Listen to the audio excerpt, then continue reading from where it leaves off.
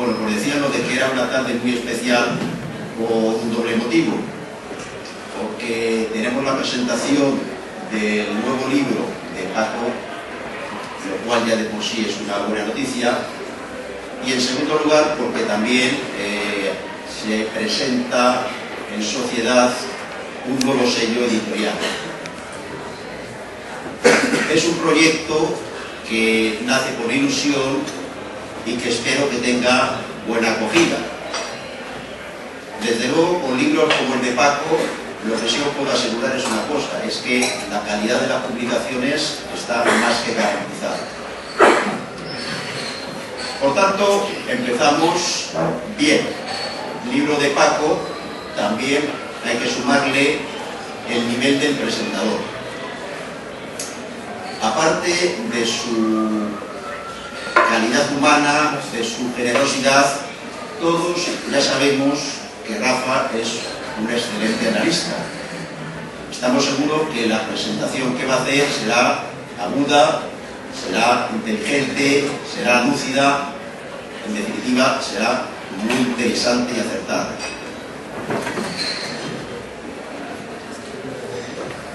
No es a mí el que corresponde el analizar el libro. Para ello, como os he dicho, ya está Rafa, que seguramente hará una magnífica introducción. Y luego seguirá Paco con su potente chorro de voz, con su tono bien modulado, el que haga una estupenda lectura de una selección de poemas del libro.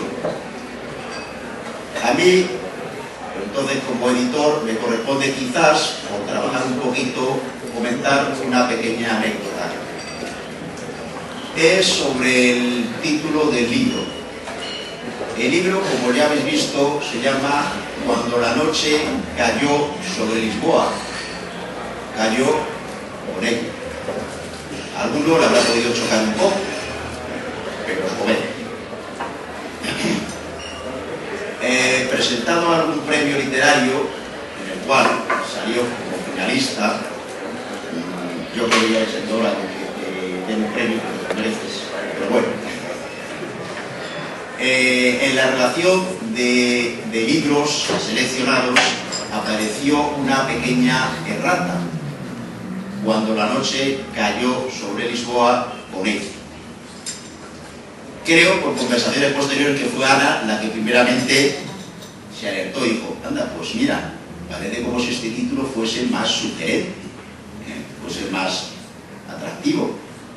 Bien, Paco tomó nota de ello, lo dejó ahí un poco en el saco del olvido, y cuando tuvimos ocasión de ponernos en contacto para ver cómo se podía publicar el libro, cómo se publicaba, las características, etcétera, etcétera, hablamos sobre esta cuestión.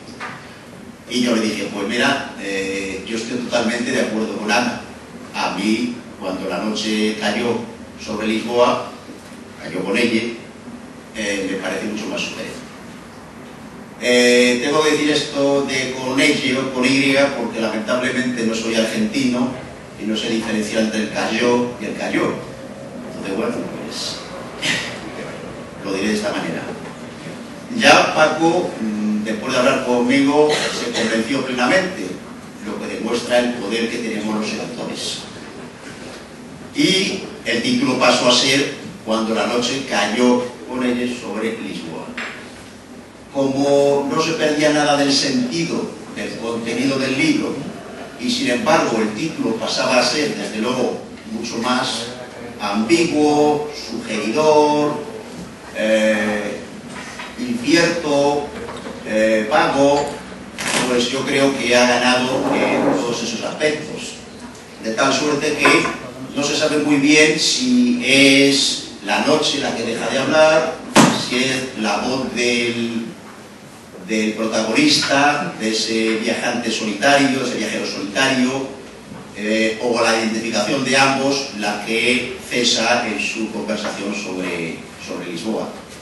Como veis, es algo mucho más ambiguo, mucho más vago, mucho más incierto, incluso más misterioso. En definitiva, es algo más poético, desde mi punto de vista. Bien, el título entonces pasado a ser Cuando la noche cayó sobre Lisboa.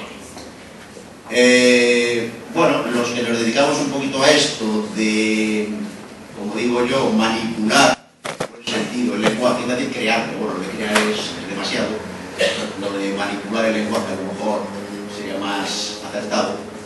Menos mal que contamos con una serie de recursos retóricos.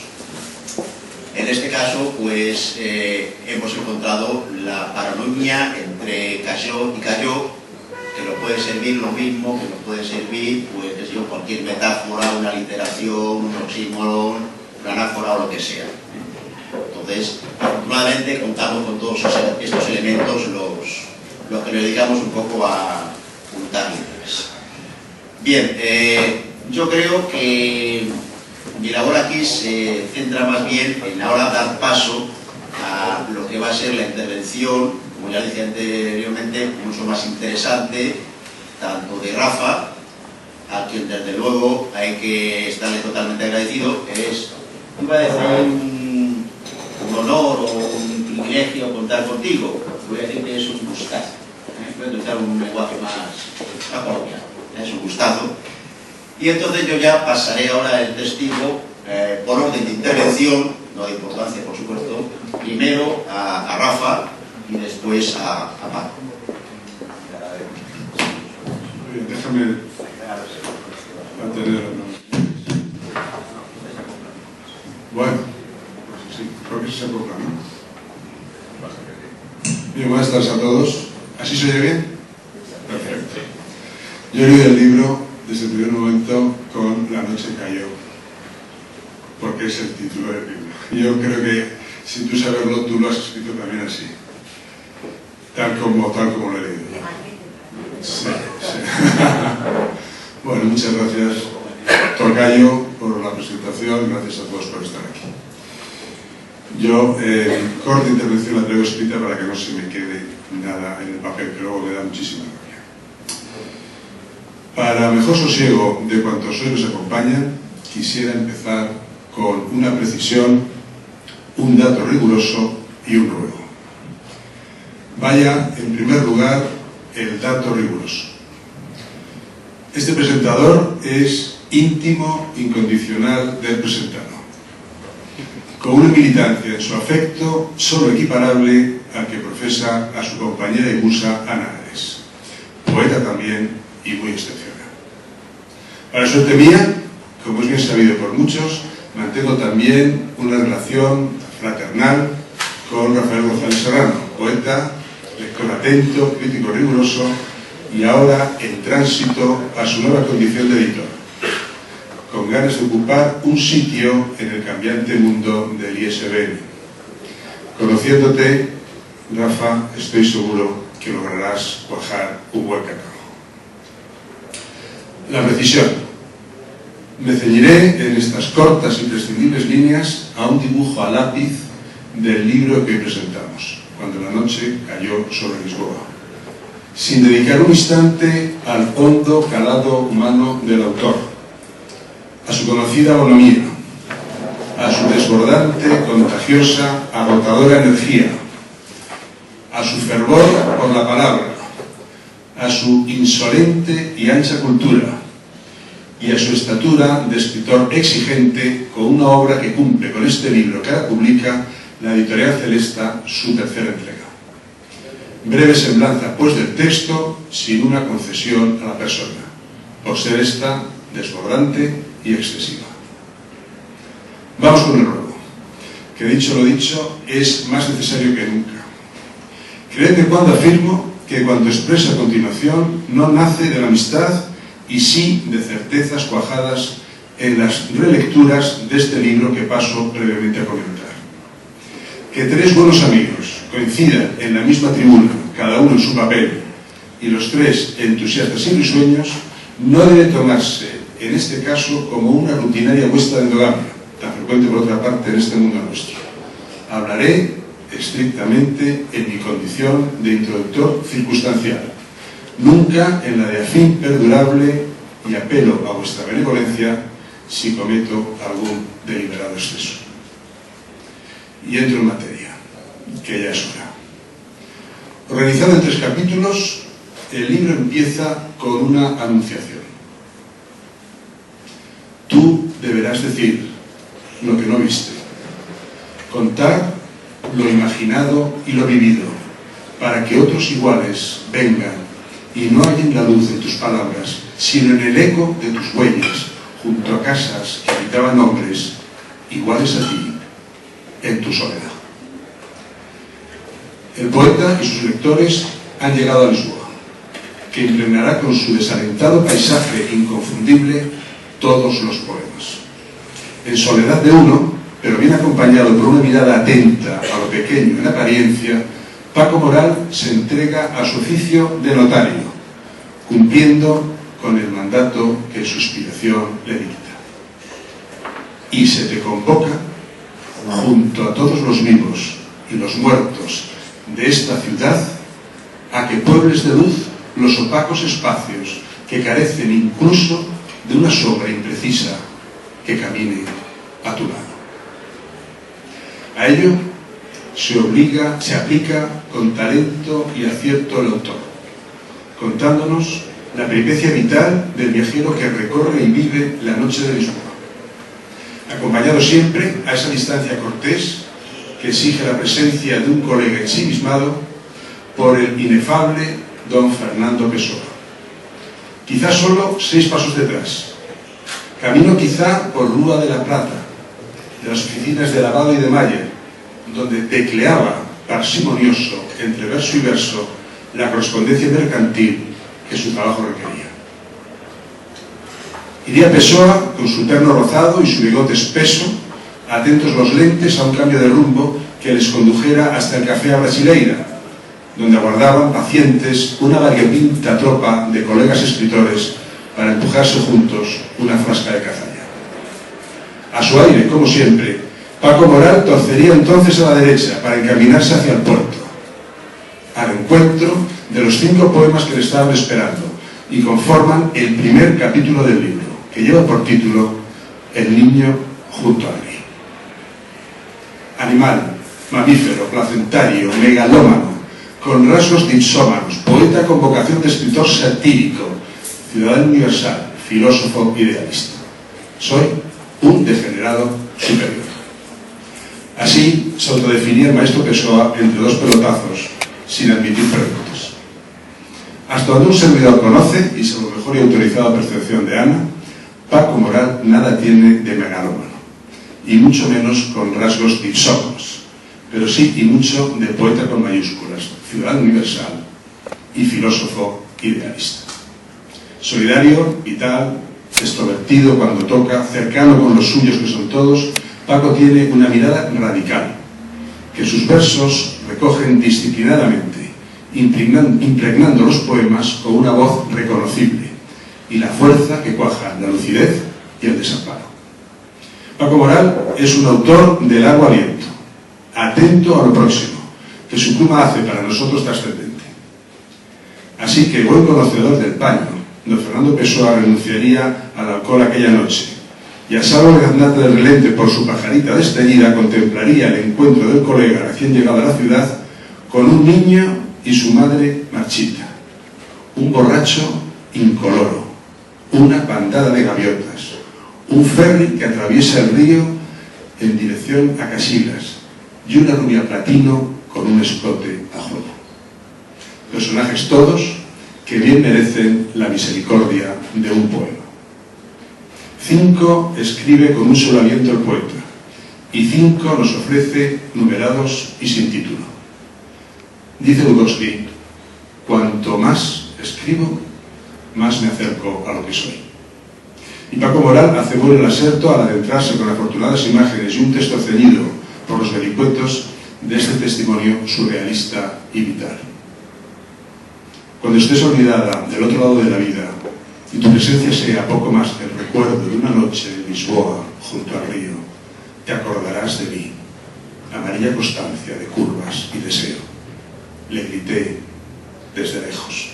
Se volvió, Babel de los Babeles, me miró y dijo algo en un idioma propio que utilizan los muertos, y al punto, poco a poco, se fue desvaneciendo. Un buen poema debe buscar siempre la complejidad de los sentimientos, renunciando de forma explícita a la certeza de los significados. Y para ello el poeta tiene que escucharse a fondo, con humildad y respeto a cuanto venga, para que cuando lo escuchemos después nos sintamos concernidos. Un poema es, ante todo, lo que no dice, pero está. ¿Qué dicta la noche? ¿Qué dicta el poeta la noche cuando calla? El autor escribe su dictado cuando entonces no sabía, junto a la dársena del balcón. El hombre sordo, el que vino a Lisboa de visita por motivos que algunos dirían de trabajo, tiene el miedo en la cara de los que son de fuera.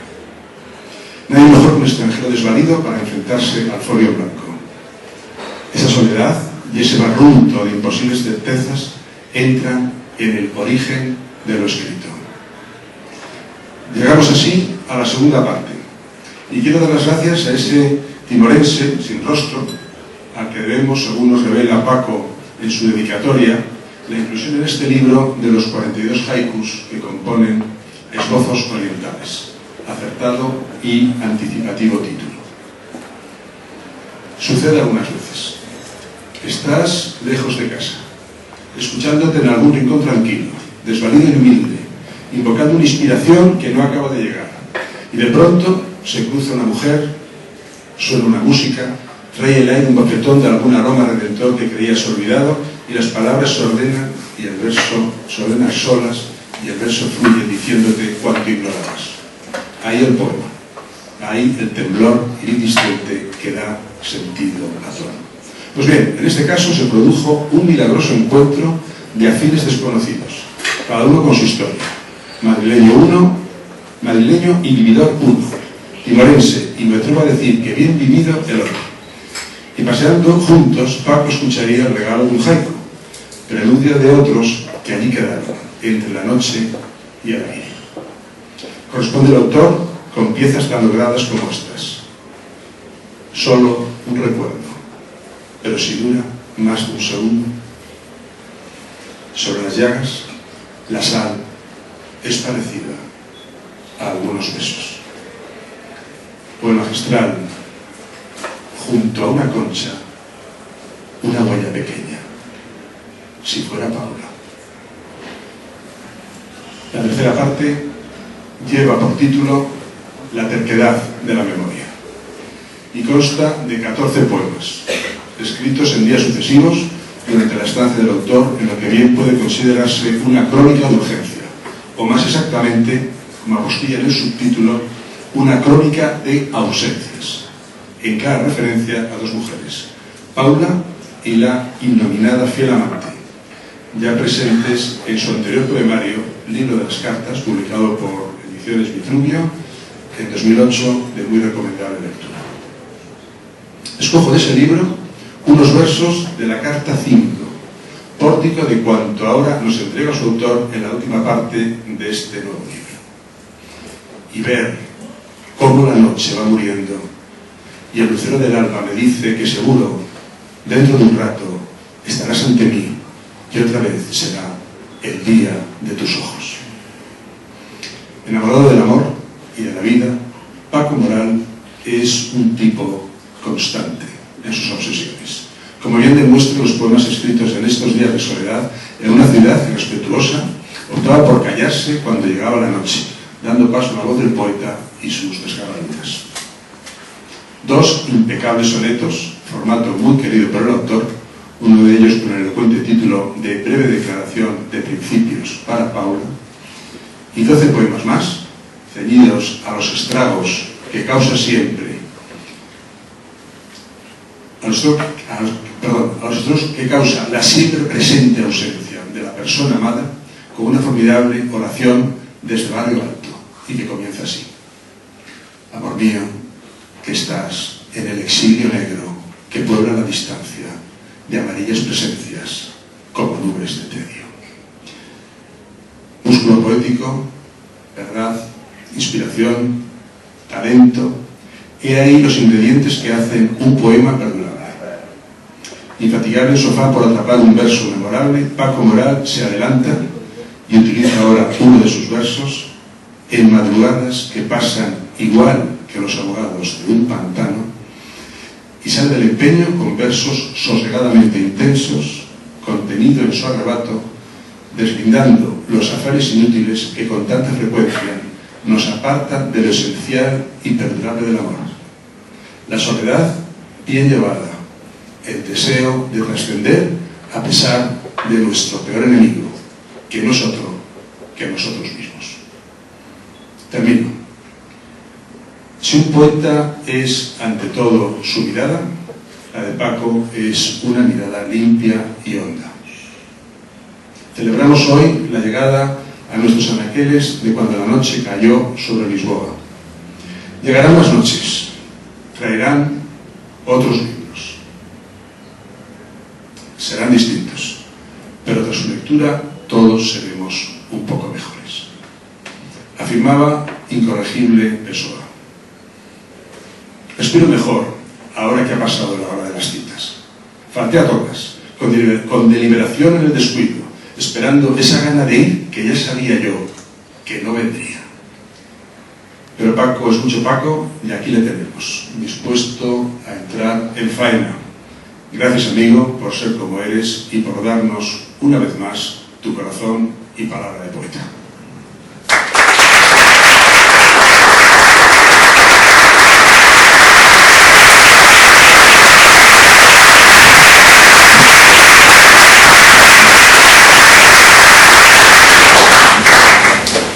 ¿Aquí se oye bien? Sí, después no está con la mano. Yo creo que se oye, ¿no? Se oye bien. Sí, se oye bien. Bueno, pues buenas noches y gracias por venir a todos. Como hay por ahí un amigo catalán, Morbanite Tutor, gracias per haver vingut. Hauria volgut agrair-te la teva tendresa sempre, amigo.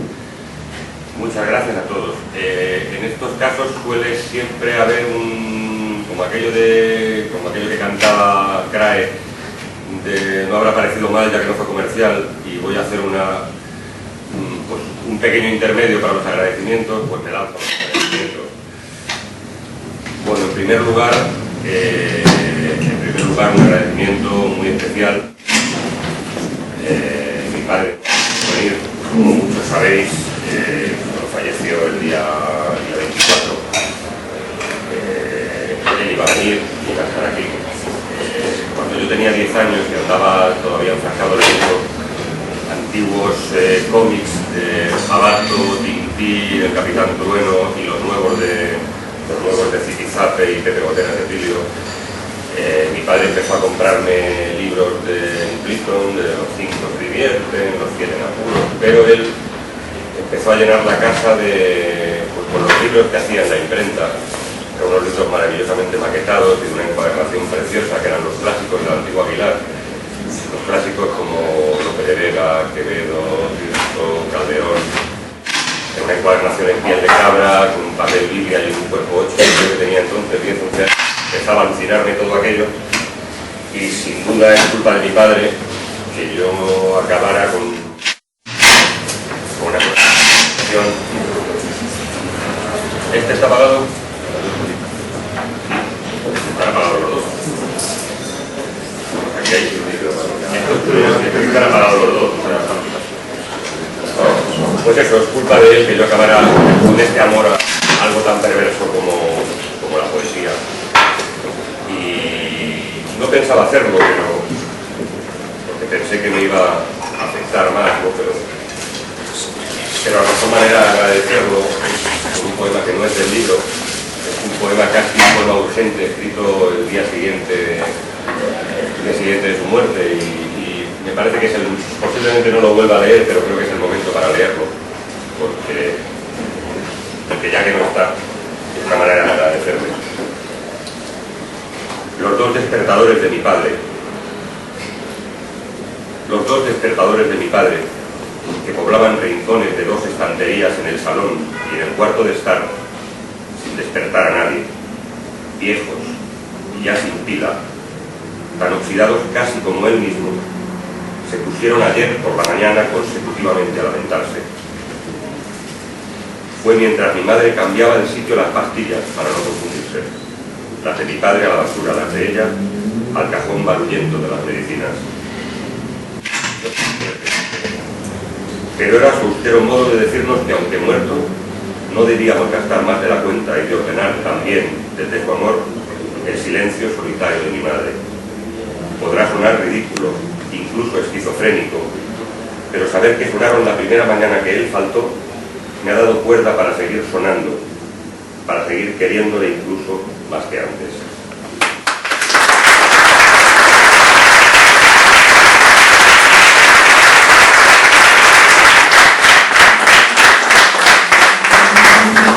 Siguiendo con el turno de los agradecimientos, pues bueno, por ejemplo a Churri, este niño tan precioso que hay aquí delante, que aparte de ser sin duda el espectador más joven de todas las tertulias universitarias de poesía que hay en Madrid, además me está empezando a aceptar que le gane algún partido a la PlayStation, cosa que para mí ha sido un descubrimiento. Así que gracias, Churri.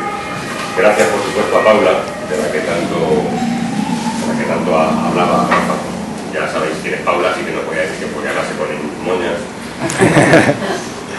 Gracias, por supuesto, a Ana, por aquellas cosas, por aquello tan manido de la salud, en la enfermedad, en la riqueza, en la pobreza. La salud me la gestiona bastante bien, en la enfermedad me ha sabido acompañar bastante bien, de la riqueza no tenemos ni puta idea de cuándo va a llegar, pero la pobreza, como decía el ínclito Aznar, estamos trabajando en ello. Gracias, Ana, por todo, porque sin ella seguramente no, ni este libro ni casi nada. Gracias a todos los amigos poetas, que sois muchos y muy buenos. Lo que más me gusta, yo siempre lo digo y no es ni por afectación, ni, o sea, sabéis que en general os puedo decir las cosas como me salen. De lo que más he disfrutado siempre, relacionándome con todos vosotros, empezando por los dos poetas que tengo aquí, por los muchos que estáis por ahí, es que a veces uno no es capaz de escribir o le gustaría escribir aquello que escriben otros, pero si encima los otros son amigos, eso ya es la leche. Pues gracias a todos los que estáis aquí, de verdad, de corazón, porque os quiero un huevo y lo sabéis. Más agradecimientos, evidentemente, un agradecimiento especial a Rafa González Serrano. Decía León Felipe y cantaba Paco Ibáñez. Decía, ya no hay locos en España, ya no hay locos. Bueno, locos quedan un huevo, pero vamos, una prueba irrefutable de locura es que alguien se lance en el 2012 y con la que está cayendo, que se lance a sacar una editorial de poesía. Es una muestra de locura y además una muestra de esas locuras que da en no joder a los demás, o sea, de esas locuras sanas que da en hacer lo que uno quiere y además y si encima lo que uno quiere es publicar poesía. Bueno, no tengo nada más que decir. Hace poco me decía Alejandro Céspedes, me decía, Paco, cuando tengamos 100 años seremos venerables, seremos poetas venerables, aunque seamos malos, pero con 100 años seremos venerables. Yo creo que es cierto. Antes de los 100 años uno llega a ser venerable y uno se convierte en venerable, por ejemplo, cuando un pedazo de poeta te lee y te escuchas en la voz de otros. Yo creo que a Rafa me apetecía hacerlo, y os voy a leer simplemente un pequeño poema de Rafa que me gusta mucho, de Rafa González Serrano, porque me apetecía hacerlo. Esto no he pedido permiso, pero no, es una sorpresa. No estamos preparados. Es un poema de su último libro, al menos que yo sepa es el último, que tienes otro por ahí preparando, que se titula Misterio y Temblor. En el seno del alma se cobija un misterio de galaxias remotas, una mezcla azarosa de veladas verdades, un principio fortuito de dudosas opciones. Emboscado temblor, aguardando ballesta, jabalina encendida persiguiendo certezas. Muchas gracias, Rafa, gracias a ti por lanzarte a estas cosas. Y bueno, para terminar con los agradecimientos de Rafa Soler, que os cuento. Bueno, pues primero, Rafa es un pedazo de poeta, un pedazo de amigo y un pedazo de persona. Él sabe que lo quiero un montón. Y cuando el otro Rafa, los Rafaeles, iba a decir agradecimientos a los Rafaeles, pero como sabía que alguno, que habéis sido muy viciosos, me iba a decir, eso era un chiringuito donde tomabais vino y pescadito en la Buena Tierra. Los Rafaeles me refería a Rafa González Serrano y a Rafa Soler. Pues cuando Rafa González Serrano me ofreció la posibilidad de publicar, lo primero que hice fue decírselo a Ana y lo segundo decirle a Rafa, voy a publicar con González Serrano, quiero que lo repites tú. Bueno, no os voy a develar porque lo conocéis todos, así, para mí un gusto, iba a ser un placer, pero no es un placer, es un orgasmo tenerte presentándome y tenerte al lado. Y como no quiero, me apetecía hacerte un regalo y a mí me gusta mucho eso de escribir sonetos, pues me dio el otro día por escribir un soneto jocoso para regalártelo. No lleva título, pero dice: grandullón de poetísimo esqueleto que preludia tus mails con amigazo. ¿Cómo diantre se dice de un plumazo que no me cabe todo en un soneto? Las cartas que debías me mandabas y yo, que soy glotón, las recibía bebiendo, masticando tu poesía. Nouvelle cuisine tu voz, yo tragaldabas. Aún más grande por dentro que por fuera, por derribar tu puerta, que cojones, volvería a probar la ley por fuera. Me dejo ya abrazar por el abrigo que al frío de tus neuras y obsesiones lo enternecen los versos del amigo. Así que, dichos los agradecimientos, paso a conocer un poco y a leeros algunos poemas de Lisboa. Efectivamente, contaba Rafa, y es cierto, el título original era Cuando Noche cayó, de caer, sobre Lisboa. Ana me había dicho, no me gusta Cayó, me gusta más Cayó, pero como donde hay confianza de asco, pues no la hice en mi caso. Y en el Ciudad de Badajoz del año pasado, es cierto, es así, me dijo, es mucho más eufónico Cayó y además refleja mejor el libro y tal. La verdad es que no le hice caso, tengo que decirlo. Y en el Ciudad de Badajoz del año pasado, de este año, no recuerdo si fue el año del año pasado, cuando salió la relación de finalistas, pareció como Cayó y se lo comenté a... Me dijo, ¿ves cómo tenía razón? Pero ahí quedó la cosa. Cuando Rafa me ofreció publicarlo y salió el tema verbal de caerse o callarse, pues evidentemente no había duda. Es decir, si Ana, el editor, y un tipógrafo disléxico se habían equivocado, evidentemente el destino me obligaba a callarme y no caerme. Así que ese fue el motivo del cambio y la verdad es que estoy contento. El libro, vamos a ver, no me quiero enrollar mucho, pero el libro cuenta en realidad una historia real. A mí hace algunos años me mandó mi empresa, la empresa para la que trabajo, me mandó en contra de mi voluntad. Si fuera mi empresa sería distinto, posiblemente. Me mandó a trabajar contra mi voluntad, me mandó unas semanas a dar un curso allí a maquetistas, me dijeron, tienes que enseñarles y además tienes que decidir quién se queda de jefe. Y yo, que entonces era bastante rebelde, me fui allí de muy mala leche y además, o sea, en principio muy cabreado, pero por otro lado, Lisboa era una ciudad que yo amaba desde niño. Una hermana de mi abuela, de la madre de mi padre, se casó con un portugués, ella era cupletista, se fue en la guerra civil, se casó con un rico portugués y cuando en mi casa no había dinero me mandaban los veranos a Lisboa. Y claro, para mí aquello era llegar a una mansión con un porche para mí, con fuegos artificiales en mi cumpleaños, y pasaba muchas temporadas. Una ciudad que aprendí a amar y a la que volví muchas veces después, pero siempre volví acompañado. Hasta que la empresa me hizo este favor de mandarme solo y busqué reencontrarme. Dije, bueno, me obligáis a trabajar, de 9 a 4 trabajaré, pero de 4 a 12 o a 1 o a 2 la ciudad es mía, y me dediqué a buscarle el latido de la ciudad, el pulso de todas aquellas cosas que había dejado en mi memoria y a intentar revisitar la ciudad desde la óptica de un adulto que vuelve a encontrarse con los fantasmas de su niñez.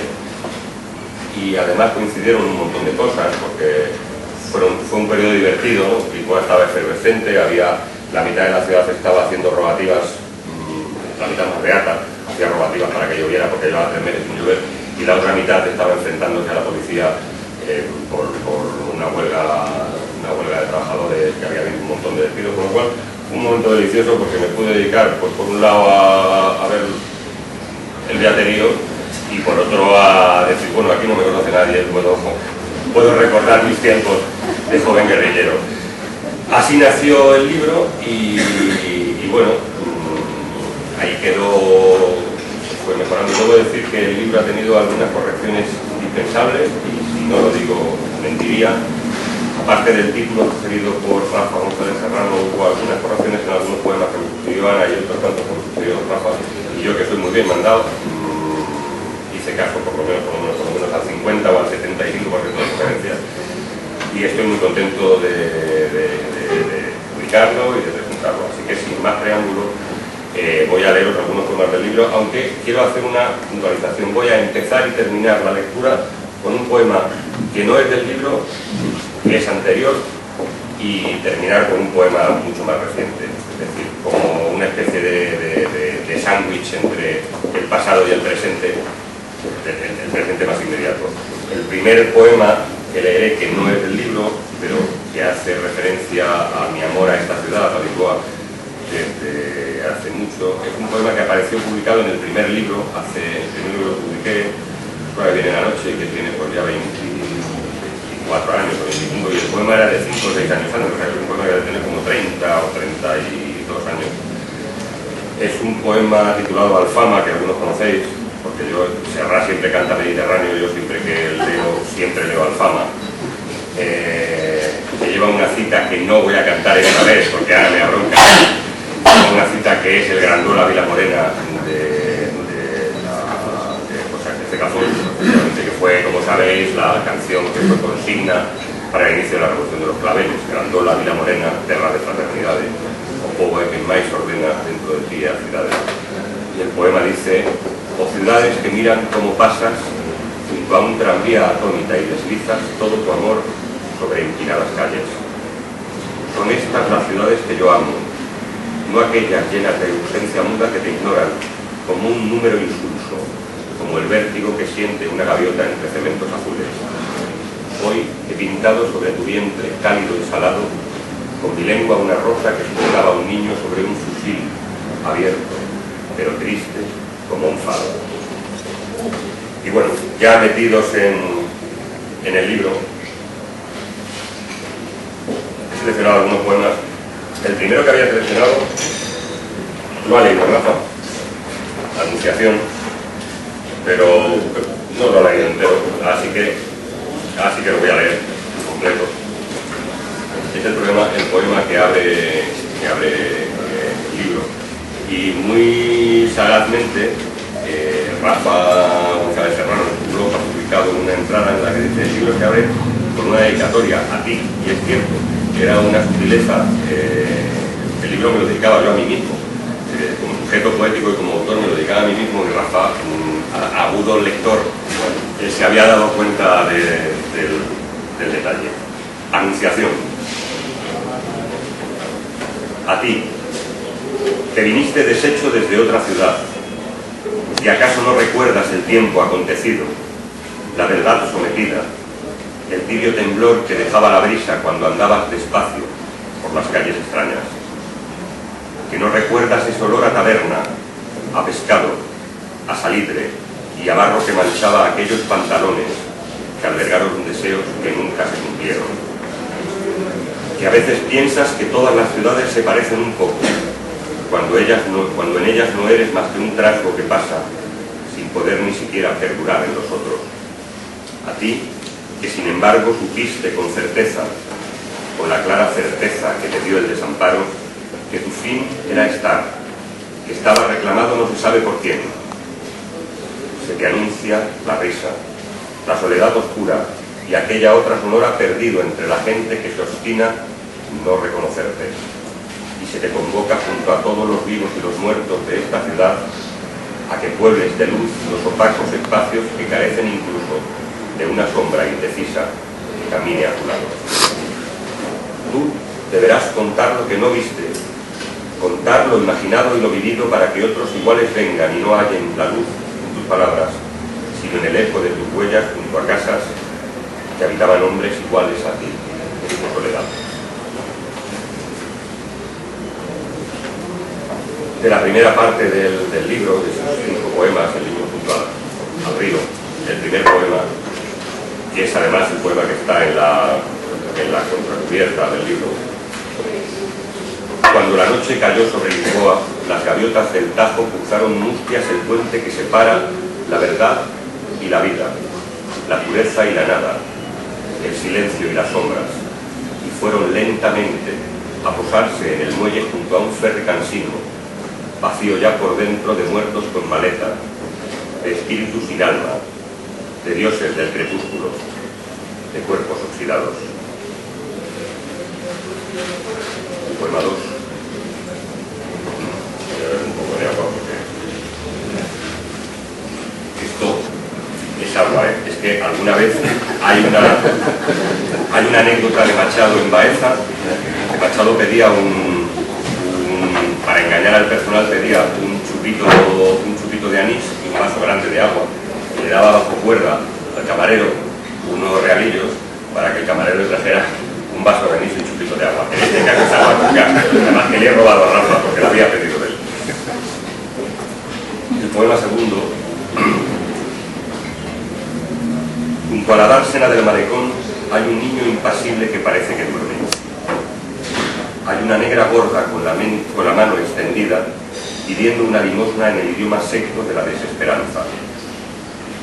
El niño lleva a cuestas una madre marchita, un ojo que se pierde en la línea del río y una nariz que busca con desesperación el olor a fritanga de tabernas cercanas. Un borracho incoloro acodado en la barra los mira desde lejos.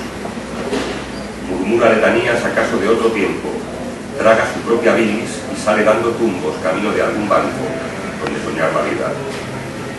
El hombre solo, el que vino a Lisboa de visita por motivos que algunos dirían de trabajo, tiene el miedo en la cara de los que son de fuera, de aquellos que se saben en terreno enemigo, que sienten las miradas igual que las alargas de lances medievales. Y sin embargo, mira, palpa la densidad del barro de la calle, su propio olor a humo, el sudor de sus manos y el dolor que produce la saliva al tragarla. Al mirar las gaviotas piensa en Cristo, evitando cruzar sus ojos con los ojos de la negra, del niño, del borracho que cruza por delante y escupe. Recuerda a Casablanca, pero sabe que a esta ciudad no vino para tomar las aguas y que si disparara no le haría un favor. Qué inútil sonaría una escueta noticia que dijera: extranjero no identificado de raza blanca, de zapatos marrones, con chaqueta negra, a juego con un negro maletín, es hallado muerto de miedo junto al ferry que atravesa el río dirección a Casillas. Según gaviotas presenciales y un borracho que quiso mantenerse en la sombra, el sol le hacía daño. Una mujer de color negro, le disparó sus sueños con la mano extendida y cayó fulminado. Se sospecha de un niño del color de los niños, que acaso fuera hijo de la mujer citada y que salió corriendo cuando el mismo hombre solo, el que vino a Lisboa de visita por motivos que algunos dirían de trabajo, cayó delante de él, aplastando su cara en el alcatado cartón que le servía de jergón y de suelo, de mesa y de catón, de presente y de ausencia. La policía busca sospechosos, una botella vacía que pudiera contener un mensaje, esbozar una pista. Qué inútil y qué sórdida sonaría una esquela para un hombre tan solo, y qué ridícula la expresión de los guardias cuando abrieran la maleta pensando encontrar cocaína y solo vieran folios, discos magnéticos, apuntes, instrucciones de software, unos cuantos poemas de soledad y muerte, carabeteados con un bolígrafo rotulador, un libro de Cummins y otro de Pessoa con una servilleta atravesada en una página y algún verso marcado.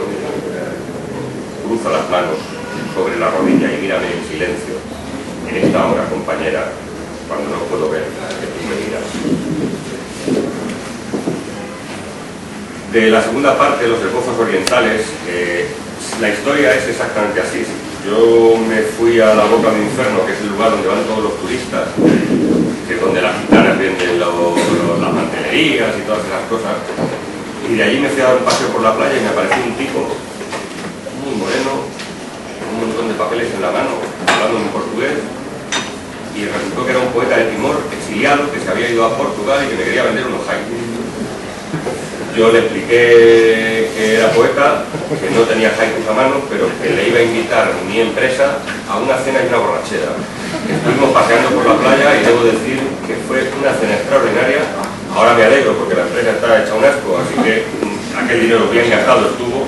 Y nos cogimos una enorme borrachera y no volvimos a saber, porque yo pensé, nos quedamos los datos de escribo, pero ¿a dónde escribo? No tenía dónde escribirle, así que pensé que la mejor aportación poética que podía hacer era invitarle a nuestro escenario por la charla.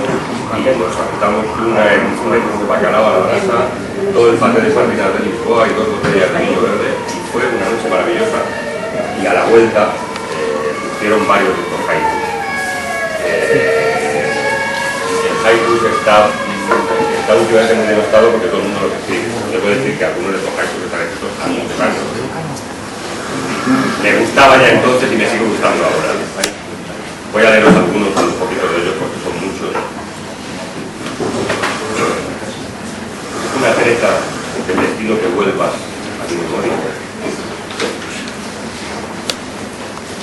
Dame la mano, la guardaré en secreto, como un regalo.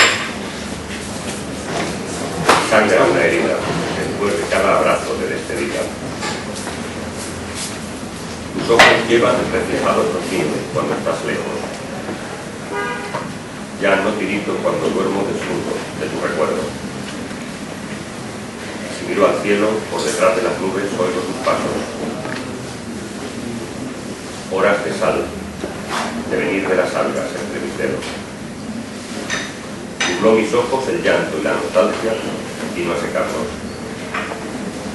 Junto a una concha, una huella pequeña, si fuera Paula. Amar es fácil, solo hay que ver el mundo desde tus ojos. Algunas veces me contemplo y me digo si yo soy otro. La piel del agua rasgada por la quilla de aquel velero. Los marineros arreglando las redes son como estatuas. Dejé la playa tras pintar en la arena toda tu ausencia. Por compañía no tengo más que el tedio de no estar solo. De amor herido, de amor traspasado, de amor prohibido. Y de la tercera parte del libro, que efectivamente es una especie de diario, que daban 3 semanas justas menos un lunes, que no estaba en condiciones porque fue el lunes de los países, no estaba en condiciones de escribir nada. Pero aún me quedaban 3 semanas, 5 días, menos la primera que eran 4, y decidí como un ejercicio casi espiritual llegar al hotel y escribir un poema cada día a propósito de qué eran las cosas que me hubieran ocurrido en ese momento. Y releídos ahora con el paso del tiempo, la verdad es que me sirven para recordar perfectamente cómo fueron aquellas últimas 3 semanas de soledad y poeta. Voy a leeros algunos de los poemas de esta parte. El primero, que abre la tercera parte del libro, va enumerado día 1, 2, 3, hasta el 14. Día 1 se titula Telegrama. Ojalá estuvieras tú presente de ti ante mí, erguida por las calles de esta ciudad tan mía y sin embargo tan dulcemente ajena que no encuentro parada de autobús para el regreso a mi cuarto de hotel. Me llevaría a ver el lado oscuro, ese que nadie se decide a nombrar por si las sombras se apoderan del mundo. De mi mano, andando junto a los escaparates que no visita nadie en esta hora, paseando geografías imperfectas, calles de desamor, pecios de sombra, lugares nunca antes visitados y alguna muestra de arte isabelino, diría que te amo entre la urgencia de llegar al hotel con la sorpresa en la cara de algún recepcionista que no termina turno hasta las 8. Seguramente entonces temblarían mis piernas y mis manos no acertaran a descubrir la luz tras los ojales de tu blusa imposible, de tu falda, como en una catarata de candados. Sería tan torpe como ahora que voy soñando en alto con tu nombre y están las marquesinas asombradas de tanto tumbo, tanta inútil curva, de esta cara de idiota que refleja la mortecina luz en la vidriera, de esta corsellería abandonada por todos los pezones de Lisboa.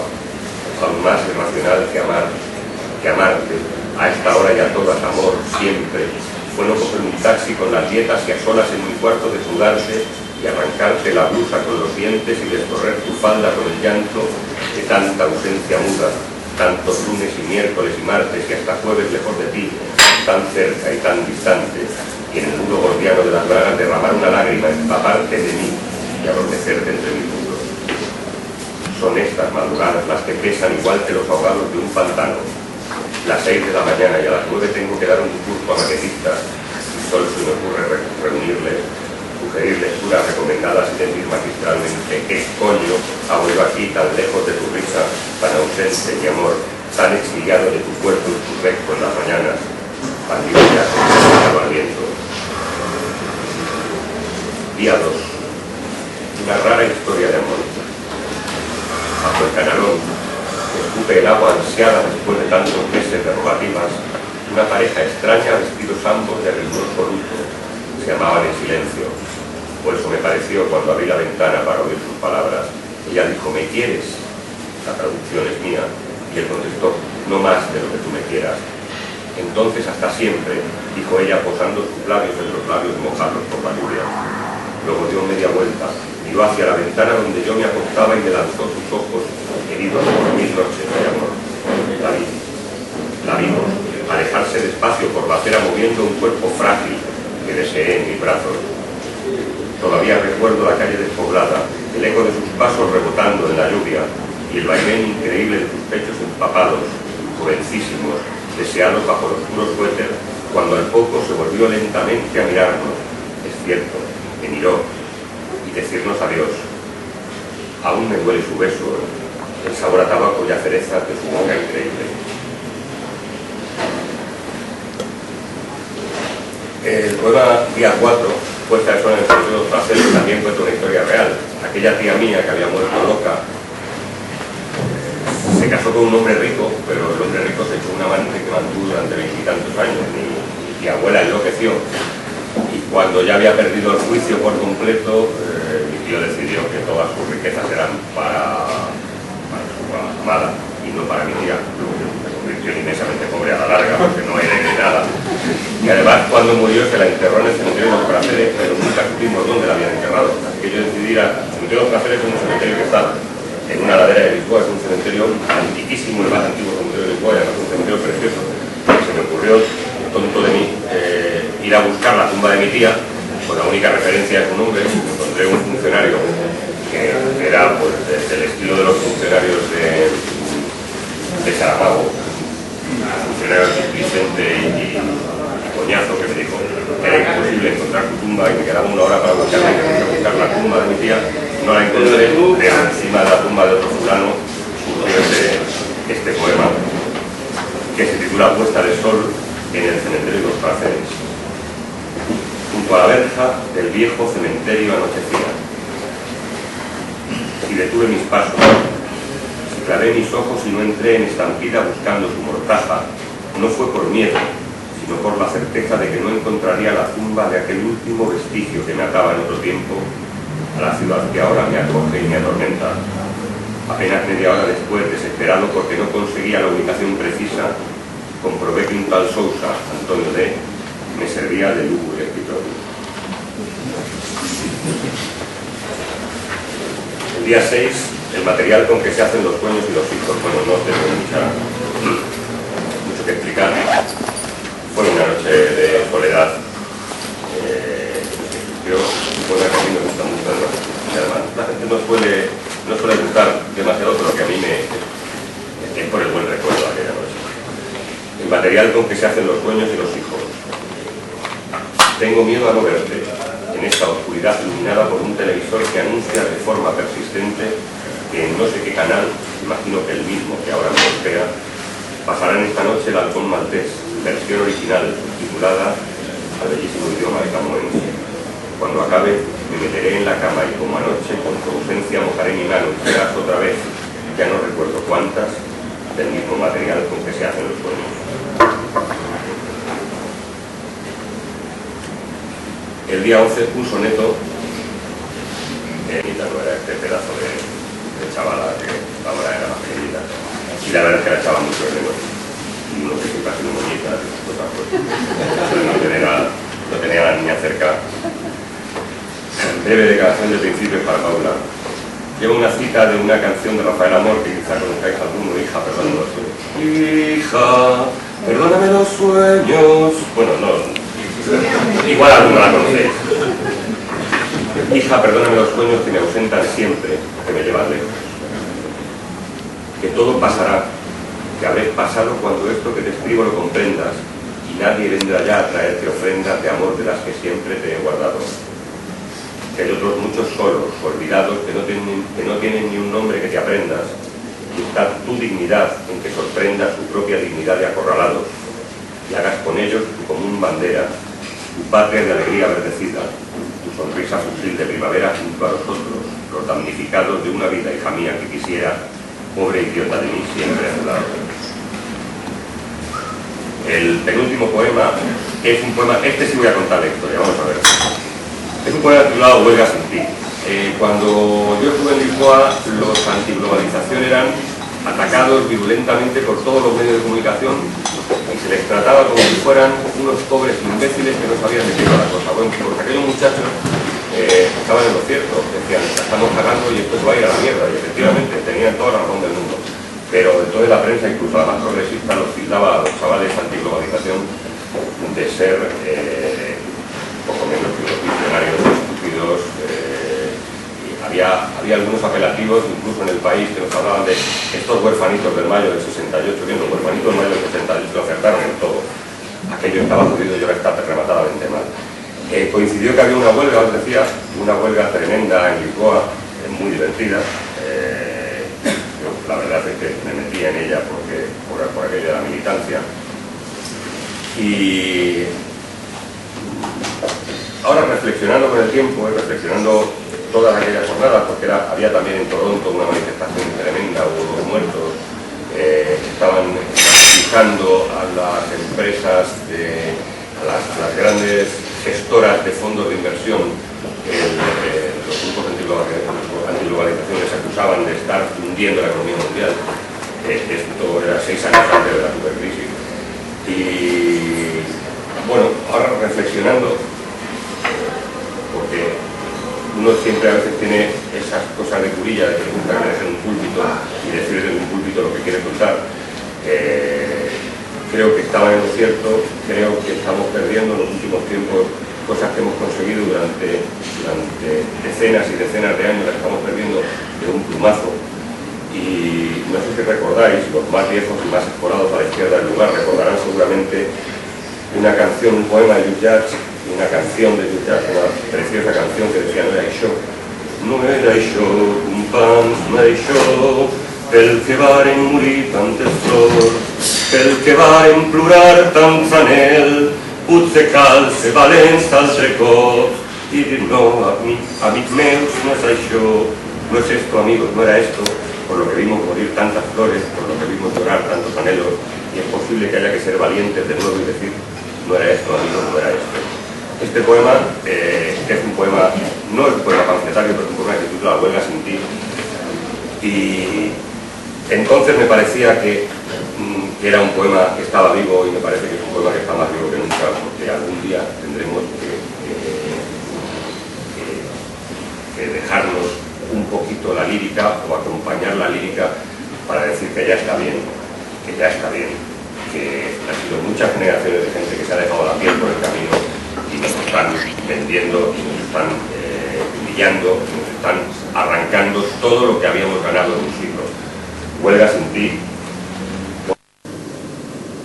junto a los autobuses y blasfemas, sorteando la ira de los otros, por la niña menuda que se ha... Huelguista de autobuses lusitanos, pero hay algo en mi cara que delata que esta guerra no es mía, que soy de otro lugar, de otra esperanza, o quizás se me note el desconocimiento del atajo preciso, la perfecta salida, o el autín propicio para mi mano abierta.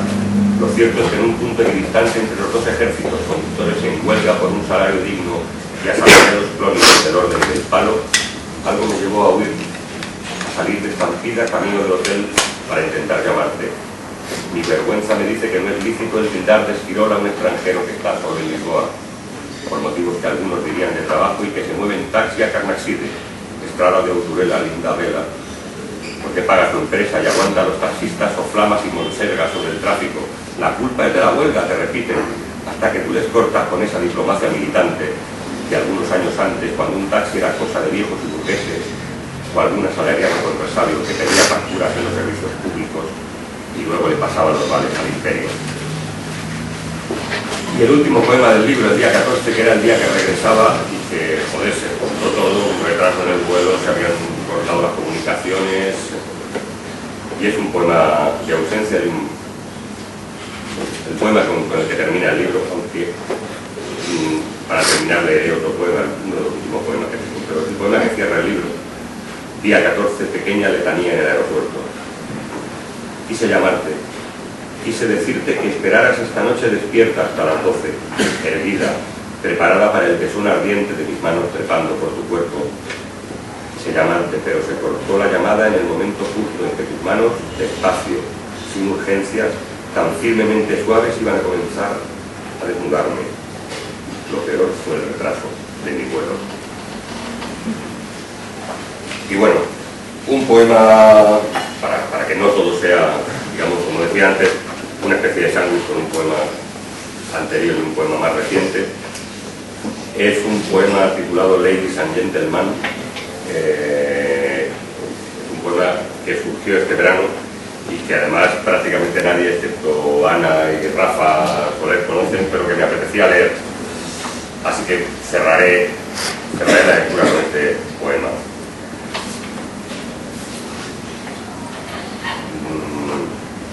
Ana siempre dice que tú eras muy puta de joven, ¿eh? Bueno, es posible, pero realmente es un poema que aparecen muchas mujeres, algunas están aquí, otras me hubiera gustado que estuvieran y otras es mejor que no estén. Por cierto, como he dicho, que agradezco, entre los agradecimientos, dos agradecimientos que me faltaban, uno a la alcaldesa por no venir y otro a Urban Garín, que nos pidió dinero.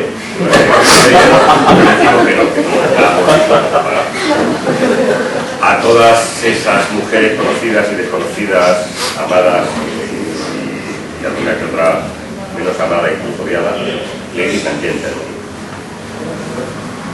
Las conocidas, las desconocidas, las innombradas, también las que no fueron más que pura entelequia. La mujer de la esquina, la solitaria y triste, la vencida. La muchacha del sexo de aire, da igual si era en un mail o en un SMS. La negra congoleña de la que nunca supe si parió 20 hijos o 19 huérfanos. La rubia de las piernas imposibles, la cosita liada con un borracho desvencijado y sucio.